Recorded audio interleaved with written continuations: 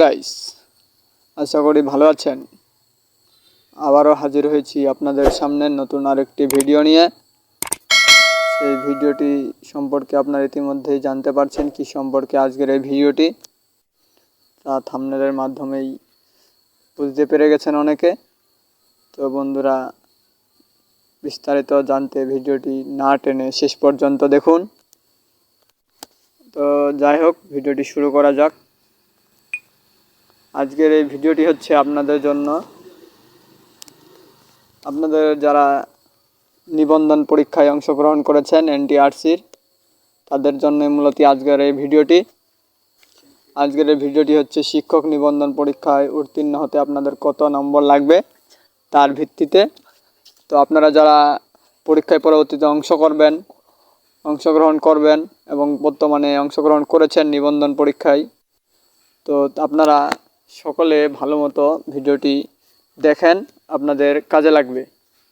তো এখানে প্রকাশিত করা হয়েছে বেসরকারি মাধ্যমিক ও উচ্চ মাধ্যমিক পর্যায়ের শিক্ষা প্রতিষ্ঠানের এন্ট্রি লেভেলের শিক্ষক প্রভাষক হতে নিবন্ধন পরীক্ষার প্রতিটি স্তরে কমপক্ষে 40% নম্বর পেতে হবে আপনাদের।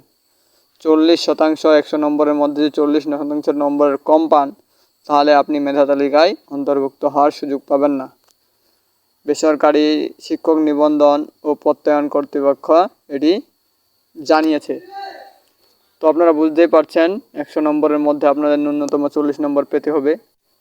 বিদ্যমান বিধিমালা অনুযায়ী কোনো প্রার্থী লিখিত ও মৌখিক পরীক্ষায় 40% নম্বর না পেলে শিক্ষক নিয়োগের মেধা তালিকায় অন্তর্ভুক্ত হওয়ার সুযোগ পাবেন না। তো আপনারা বুঝতেই পারছেন, 18তম শিক্ষক নিবন্ধন লিখিত পরীক্ষায়ও খাতায় একইভাবে মূল্যায়ন করা হবে।